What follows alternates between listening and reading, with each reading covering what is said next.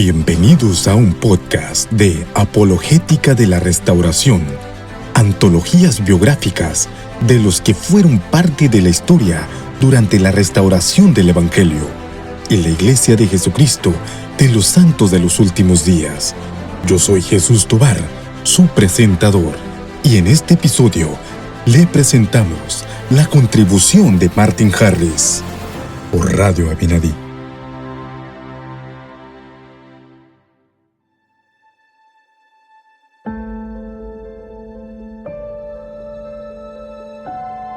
Para 1827, Martin Harris había logrado establecer una vida cómoda para sí mismo en Palmyra, Nueva York. Durante los 14 años anteriores, había adquirido 130 hectáreas de tierra de cultivo, haciéndolas productivas mediante su laboriosidad e ideas progresistas, y edificó una casa hermosa. Se casó con Lucy Harris en 1808 y el matrimonio tuvo 5 hijos, 3 de los cuales vivieron hasta la edad adulta. El talento y la prosperidad de Martin no habían pasado desapercibidos entre sus vecinos, quienes lo consideraban un granjero industrioso, trabajador, sagaz en sus decisiones comerciales, frugal en sus hábitos y un hombre próspero en el mundo.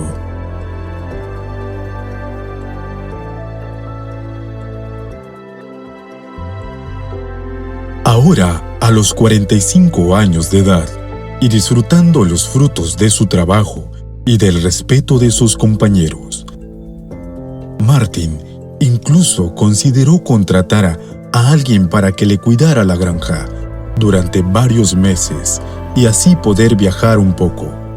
Pero en cuanto empezó a contemplar esa excursión, recibió la visita de Lucy Mack Smith, quien le llevó noticias intrigantes. Martin Harris conocía la mayor parte de la historia. Un ángel había visitado a José Smith y le había revelado la existencia de un registro de planchas antiguas de metal que estaban enterradas en una colina cercana a su hogar. Durante 3 años, José había observado y esperado. Ahora, Lucy Smith había ido a decirle a Martin que el hijo de ella al fin había obtenido las planchas de mano del ángel y que pretendía traducirlas. José y su familia no estaban en condiciones de costear la publicación de la traducción, pero Martin Harris sí podía. Lucy Mack Smith le preguntó a Martin si podría visitar a José. Él estuvo de acuerdo, y su esposa, Lucy Harris, insistió en que ella también iría. José Smith probablemente consideraba a Martin Harris como un amigo. Anteriormente, le había confiado sus visitas angélicas y la existencia de las planchas. Martin aparentemente correspondía a su amistad. Había contratado a José Smith como jornalero en su granja y lo consideraba un trabajador digno de confianza. No obstante, Martin aparentemente abrigaba ciertas dudas. Más tarde le dijo a alguien que lo entrevistó que cuando oyó por primera vez la historia de las planchas, él supuso que José y sus amigos buscadores de dinero simplemente habían encontrado una vieja olla de latón. No obstante, Martin era un hombre religioso. Algunos incluso lo consideraban supersticioso por sus puntos de vista y lo llamaban despectivamente fanático visionario. Sin embargo, esa actitud receptiva en presencia de lo sobrenatural en su vida diaria fue lo que le permitió por lo menos tomar en consideración las afirmaciones de José. Lucy Harris de inmediato cumplió su promesa de visitar a José e incluso se ofreció a ayudar a financiar la traducción de las planchas. No obstante, Martin permaneció al margen, tal vez porque necesitaba un poco de tiempo para pensar en ello. Durante el otoño y a principios del invierno, los vecinos hostiles hicieron varios intentos para robarle las planchas a José. En esa situación precaria, él decidió mudarse con su esposa Emma a la casa de sus suegros en Harmony, Pensilvania. Fuera cual fuera la causa de sus dudas anteriores, Martin concluyó que debía ayudar a José. Se reunió con él en una taberna en Palmira, le dio $50 en plata y le dijo: «Te doy esto para hacer la obra del Señor». Cuando José insistió en que eso se considerara un préstamo, Martin reafirmó su deseo de contribuir libremente a la causa.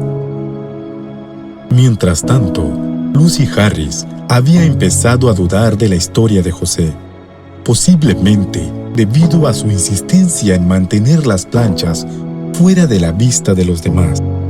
Esa sospecha la llevó a molestarse por el creciente interés de Martin y su colaboración con José. La relación de Martin con su esposa ya era tensa de por sí, pero su apoyo a José motivó que aumentara la discordia entre ellos. Poco tiempo después de que la familia Smith llegara a Harmony, Martin lo visitó y expresó su deseo de ayudar a José. Le propuso viajar por la ciudad de Nueva York con la transcripción de algunos de los caracteres de las planchas para mostrarlas a los eruditos. Tal vez deseara obtener una reafirmación de que las planchas eran auténticas, o pensara que una atestación les ayudaría a obtener dinero prestado para publicar la traducción. De todas maneras, insistió que el Señor lo había inspirado a hacer el viaje. En aquel momento, ni José ni Martin sabían mucho sobre el idioma de las planchas. Sabían tan solo lo que el ángel Moroni le había dicho a José, que era un antiguo registro de las Américas. Por lo tanto, en vez de buscar a un erudito con conocimiento del idioma egipcio, Martin visitó a varios eruditos con interés en antigüedades, especialmente en antigüedades de las Américas. Partió en febrero de 1828 y en el camino a la ciudad de Nueva York se detuvo en Albany para visitar a Luther Bradish, un amigo de la familia y antiguo residente de Palmira, que había viajado extensamente a lo largo del cercano Oriente y Egipto. Martin buscó su opinión acerca de a quién acudir con respecto a la traducción y luego siguió hacia Nueva York para visitar a Samuel L. Mitchell, lingüista y uno de los eruditos más destacados sobre la antigua cultura americana.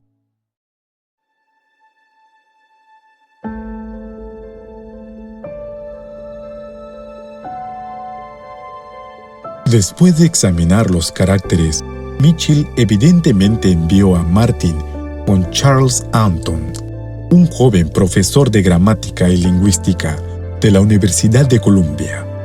Anton había estado recopilando historias de los indios americanos y discursos para su publicación y estaba deseoso de inspeccionar el documento que Martin le había llevado. Martin afirmó que Anton declaró que los caracteres eran auténticos hasta que se enteró la forma en que José Smith los había adquirido. Le sugirió a Martin que le llevara las planchas. Este se negó, y Anton contestó, parafraseando un versículo de Isaías: «No puedo leer un libro sellado». Aunque más tarde, Anton negó los detalles del relato de la reunión con Martin. Lo que sí sabemos es lo siguiente: Martin salió de sus visitas con los eruditos especializados en el Oriente más convencido de que José Smith fue llamado por Dios y de que las planchas y los caracteres eran antiguos. Él y José consideraban la visita a Anton como el cumplimiento de la profecía de Isaías, palabras del libro sellado, el cual darán al que sabe leer y le dirán: «Lee ahora esto, y él dirá: no puedo, porque está sellado. Durante la primavera y principios del verano de 1828, Martin actuó como escribiente mientras el joven vidente dictaba la traducción. Aunque el proceso debe haberle parecido milagroso, Martin todavía era muy cauto para evitar el engaño. Una vez reemplazó la piedra vidente de José por otra piedra para ver si José notaba la diferencia. Cuando José no pudo seguir traduciendo, Martin confesó su artimaña y le devolvió la piedra vidente. Cuando José le preguntó por qué lo había hecho, Martin le explicó que quería silenciar la boca de los necios, que le habían dicho que el profeta había aprendido esas frases y simplemente lo estaba repitiendo. Aunque Martin llegó a creer muy sinceramente, su esposa se había vuelto amargamente hostil. A Lucy Harris le preocupaba de manera bastante comprensible que Martin asumiera un gran riesgo económico para ayudar a publicar el libro, que sus iguales se burlaran de la participación de su esposo, en lo que ellos consideraban un ardid fraudulento. Y el hecho de que Martin no hubiese tomado en cuenta los sentimientos de ella en sus decisiones, también se molestó, porque José rechazó cada uno de los intentos que ella hizo para ver las planchas, incesantemente para que le mostrara alguna prueba de la capacidad de José para traducir. Para aliviar la quietud de Lucy, Martin le pidió a José que consultara al Señor, por medio del Urim y Tumim, si podía llevar los escritos a casa y mostrarlos a su esposa y a otras personas. José quería complacer a Martin, ya que él le había mostrado su amistad, cuando parecía no haber ningún amigo terrenal para socorrerle o mostrarle simpatía. José preguntó a insistencia de su amigo. La respuesta, José dijo, fue que no lo hiciera.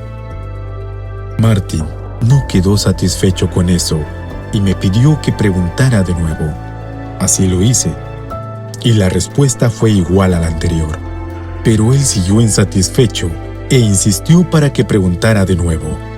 Después de rogármelo mucho, volví a preguntar al Señor y se nos otorgó permiso bajo ciertas condiciones. Martin debía mostrar las páginas traducidas solamente a su esposa, sus padres, su hermano y su cuñada.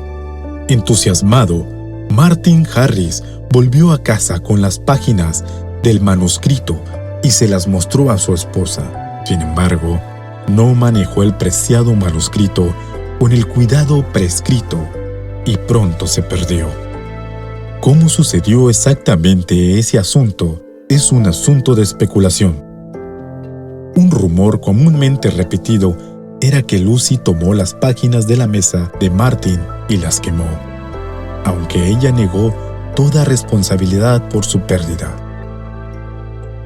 Algunas personas, entre ellas José Smith, sospecharon una conspiración por parte de Lucy Harris, o tal vez de otras personas. Martin hizo todo lo posible por encontrar el manuscrito, temiendo ante la idea de confesar a José lo que había sucedido.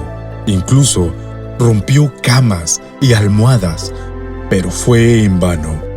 Cuando José llegó a casa de sus padres, después de varias semanas, ansioso de tener noticias, Martin caminó con pesadez 5 kilómetros hasta la casa de los Smith en Manchester para darle la noticia.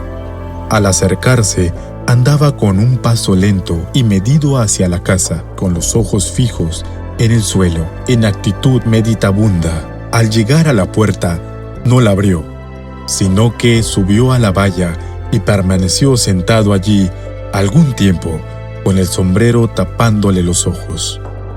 Finalmente entró, y con escaso apetito para tomar la cena que le habían preparado. Pronto se apretó las manos sobre las sienes con un tono de angustia profunda. «Oh, he perdido mi alma».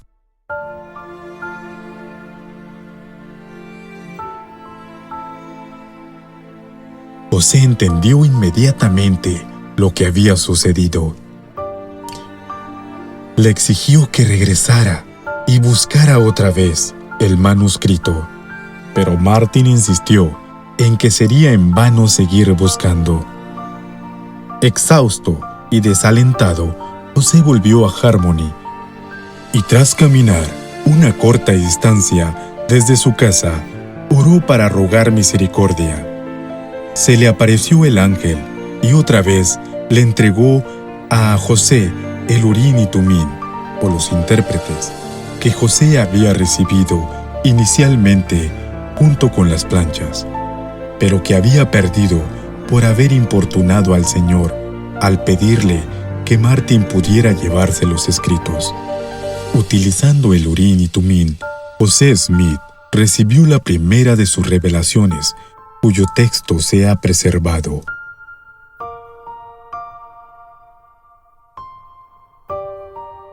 La revelación actualmente conocida como Doctrina y Convenios 3 reprendía a José.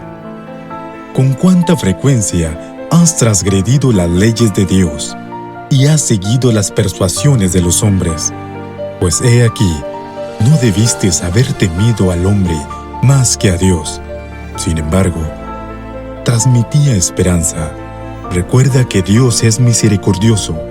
Arrepiéntete, pues, de lo que has hecho contrario al mandamiento que te di, y todavía eres escogido y eres llamado de nuevo a la obra. Durante meses, Martin Harris permaneció en su casa de Palmira, atormentado por la pérdida del manuscrito. También le afligió descubrir que su esposa y otras personas procuraban desacreditar a José Smith y a convencer a los demás de que era un impostor que simplemente buscaba el dinero de Martin. Con el deseo de obtener la reconciliación y darle noticias de esas perturbadoras tentativas, visitó a José Smith en Harmony en marzo de 1829. A Martin le alivió saber que José había obtenido el perdón y que se disponía a reanudar la traducción. Martin le pidió a José una vez más el privilegio de ver las planchas.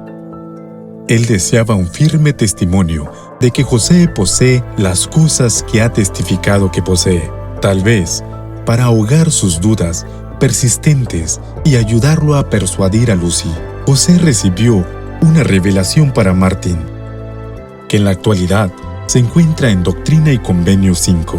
En ella, el Señor reveló que se llamaría a 3 testigos para ver las planchas y dar testimonio de ellas. Luego, para satisfacción de Martin Harris, el Señor le prometió que, si se postra ante mí y se humilla con ferviente oración y fe, con sinceridad de corazón, entonces le concederé que mire las cosas que desea ver.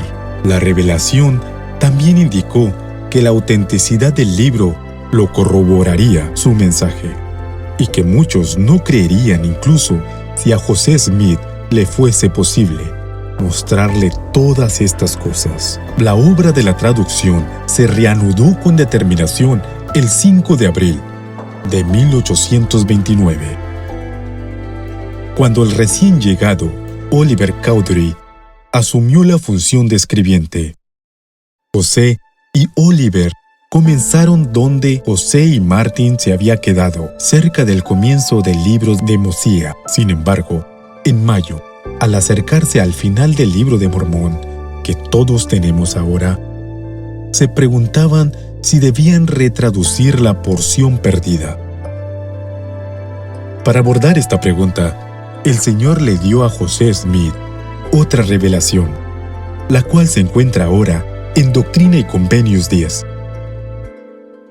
La revelación confirmaba los temores de José en cuanto a una conspiración. Y he aquí, Satanás ha incitado sus corazones a cambiar las palabras que he hecho escribir. Sin embargo, el Señor tranquilizó a José, diciendo que contaba con una solución prevista con mucha antelación. A José se le mandó no volver a traducir la parte perdida, sino a sustituirla con una traducción de las planchas de Nefi, las cuales cubrirían un periodo similar. Por consiguiente, el Señor frustraría los planes de los conspiradores y daría cumplimiento a las oraciones de los antiguos registradores nefitas que deseaban que esos escritos llegaran a este pueblo. Cuando la traducción llegaba a su fin, Martin, junto con Oliver Cowdery y David Whitmer, suplicaron a José el privilegio de ser los testigos prometidos de las planchas. José preguntó de nuevo y recibió la revelación que ahora se encuentra en Doctrina y Convenios 17, en la cual se prometía a cada uno de ellos que vería las planchas, si confiaban en mi palabra, con íntegro propósito de corazón.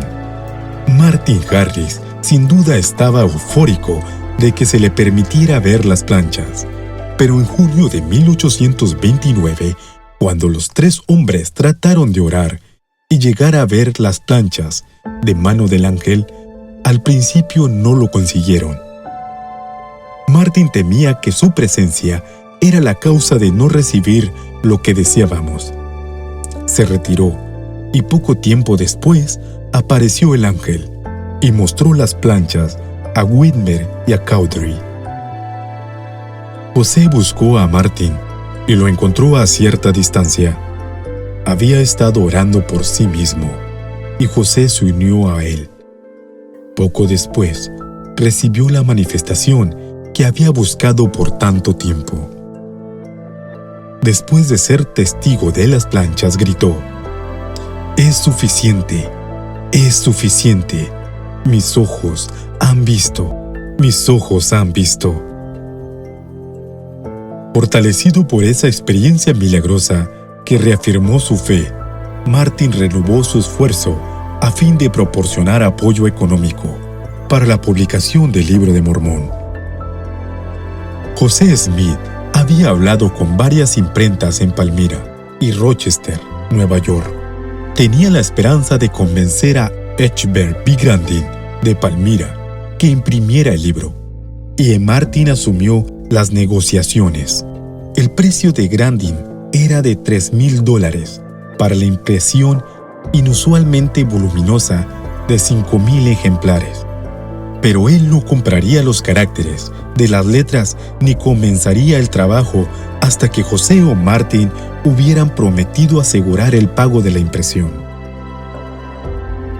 Martin tendría que dar como confianza esencialmente toda la propiedad que le pertenecía por derecho legal.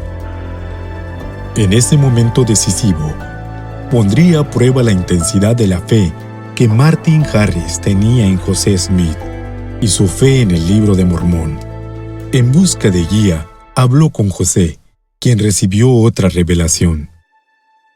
Hoy se conoce como Doctrina y Convenios 19, y la revelación contiene la siguiente amonestación para Martin. Te mando no codiciar tus propios bienes, sino dar liberalmente de ellos para imprimir el Libro de Mormón. El 25 de agosto de 1829, hipotecó su propiedad en Grandin como pago por la publicación. Sus vecinos se asombraron de que su amigo sensato abandonara el cultivo de una de las mejores granjas del vecindario para respaldar la publicación. Al principio, Martin esperaba recuperar su granja hipotecada vendiendo ejemplares del Libro de Mormón. En enero, José Smith firmó un convenio con Martin en el que le concedía el mismo privilegio para vender ejemplares del Libro de Mormón hasta que hubiera recuperado plenamente el costo de la impresión. Él comenzó a vender el libro tan pronto como estuvo disponible. En marzo de 1830, desafortunadamente, las ventas no se produjeron como él había esperado. Se afirma que José Smith vio a un angustiado Martin Harris a fines de marzo de 1830, cerca de Palmyra. De acuerdo con Joseph Knight, Martin llevaba varios ejemplares del Libro de Mormón. Él dijo: «Los libros no se venden porque nadie los quiere». Y le dijo a José: «Quiero un mandamiento». La respuesta de José Smith remitió a Martin a la revelación anterior: «Cumple con lo que ya tienes». «Pero necesito un mandamiento», repitió Martin. No recibió ningún otro mandamiento. Sin embargo, en conformidad con la revelación anterior, con el tiempo Martin vendió una parte suficiente de su propiedad como para pagar su deuda. Al hacerlo, confirmó su posición como el pilar financiero más importante del Libro de Mormón y, por lo tanto, de la Iglesia en sus primeros tiempos. Ninguno de los colaboradores más jóvenes y más pobres de José Smith podría haber aportado esa contribución crucial.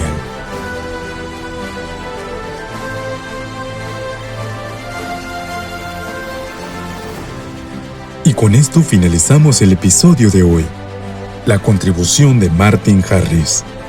Y les mando un cordial saludo, su presentador, Jesús Tovar, por Radio Abinadí.